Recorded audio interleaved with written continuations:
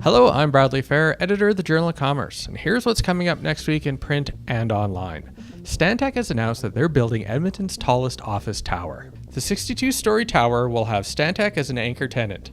The company is also designing the building. Staff writer Russell Hickston has a story about a proposed office that will oversee seismic upgrades in British Columbia schools.